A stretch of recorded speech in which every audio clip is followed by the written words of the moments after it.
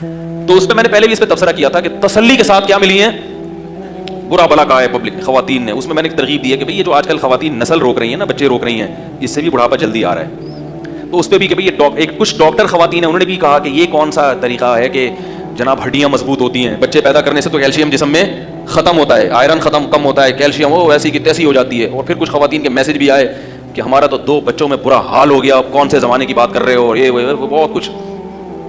تو یہ 2 چربی ہو گیا، چربی پر ڈاکٹروں نے کھچائی کی اور اس مسئلے پر. تو اور پھر مجھے یہ بھی کہ جب آپ خود کہتے ہو کہ جو جس کی فیلڈ ہے وہ اسی پہ اس کی کے لیے ہے کہ وہ اسی پہ سوٹ کرتا ہے کہ وہ یہ کرے، آپ کی فیلڈ نہیں ہے تو آپ کیوں ٹانگ اڑا رہے ہو لوگوں کے معاملات میں؟ آپ کو کیا پتا کہ گھی کھانا ہے کہ ڈالڈا کھانا ہے؟ سمجھ میں آئی بات؟ اس کا جواب سنیں. اس کا جواب یہ دیکھو، اگر کوئی مفتی بیٹھ کے یہ فتویٰ دے کہ اسلام میں 5 نمازیں فرض نہیں ہیں تو آپ اس کی بات مانو گے؟ ایک گنوار جاہل اٹھ کے بولے کہ یہ مفتی جھوٹ بول رہا ہے، آپ کہو بھائی مفتی کو زیادہ پتہ ہے یا ہے، تو یہ اس وقت یہ دلیل صحیح ہوگی؟ غلط.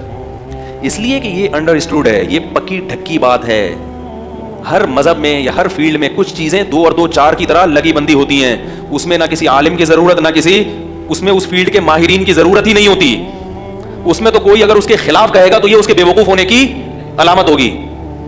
جو مفتی یہ کہتے کہ 5 نمازیں نہیں ہیں 4 ہیں، اس کا مطلب یہ مفتی نہیں ہے، یا تو یہ جھوٹ بول رہا ہے یا یہ مفتی ہے ہی نہیں، یا یہ پیسے لے کے غلط بیانی سے کام لے رہا ہے، یا اس کے پاس علم ہے مگر اس کی مینٹل اپروچ بالکل بھی نہیں، سے پتہ نہیں کون سی تحقیق نکال کے لے آیا یہ، یا اس کو کوئی اور بیوقوف بنا رہا ہے کوئی دوسرا مفتی. کچھ نہ کچھ دال میں کہیں نہ کہیں کالا کالا ہے. کیونکہ اسلام میں 5 نمازیں فرض ہیں، حج فرض ہے. اس کے لیے کسی سے پڑھنے کی کتابوں، یہ تو صدیوں سے متواتر چلی آ رہی ہے یہ چیز، اس میں تو دوسری رائے ہو ہی نہیں سکتی. اس میں علماء کا یا ان چیزوں کا اعتبار نہیں ہے. اس میں تو کوئی انکار کرے گا تو وہ کیا ہو جائے گا؟ تبھی میں کہتا ہوں نا، تقلید امام ابو حنیفہ کی جو ہم کرتے ہیں ان مسائل میں جن میں دونوں طرف احادیث ہیں، جو منصوص مسائل ہوتے ہیں نا، جو قرآن و سنت نے بالکل واضح بیان کر دیے، اس میں کسی کی تقلید نہیں ہوتی. کیونکہ اس میں مجتہد اگر اس کے خلاف بات کرے گا تو وہ مجتہد کی فہرست سے خارج ہو جائے گا، وہ رہتا ہی نہیں پھر مجتہد، کیونکہ اس نے تو قرآن کے خلاف بات کر دی نا. ہاں بعض چیزیں ایسی ہوتی ہیں آپ کو قرآن کے خلاف لگتی ہیں، وہ ہوتی نہیں ہیں. جیسے وہ 2.5 سال امام حنیفہ نے لکھ دیا نا دودھ پلائے گا، اور لوگ کہتے ہیں قرآن میں تو 2 سال ہے، تو اس کے جوابات کا بھی موقع نہیں ہے، یہ ٹاپک نہیں ہے. تو آپ کو لگتا ہے امام حنیفہ کا مذہب بھی قرآن میں ہی موجود ہے.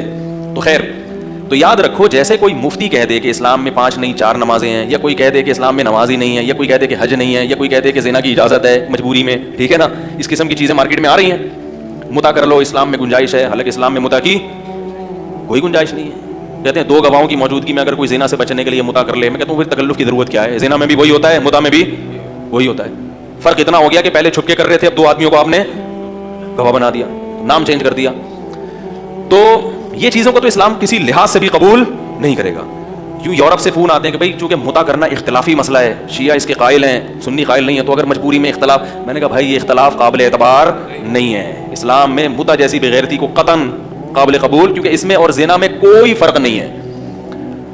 صرف اس کا فرق ہے کہ اس میں گواہ نہیں ہوتے اور یہاں اس جرم پہ آپ کے گواہ بھی بن جاتے ہیں. تو یہ چیزیں پکی ڈھکی ہیں. تو اسی طرح یاد رکھو، میڈیکل سائنس کی کچھ چیزیں ایسی ہیں جو بالکل پکی ڈھکی ہیں، اس کے کچھ اصول بھی ایسے ہیں. وہ اصول کیا ہے کہ فطرت کبھی غلطی بولو بھائی نہیں کرتی.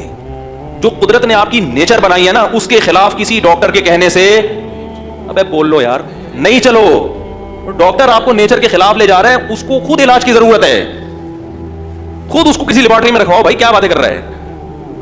ابھی مجھے لوگ کہتے ہیں ڈاکٹر کہتے ہیں اتنے گلاس پانی پیو. میں نے کہا کیوں ڈاکٹر کیوں کہہ رہے ہیں؟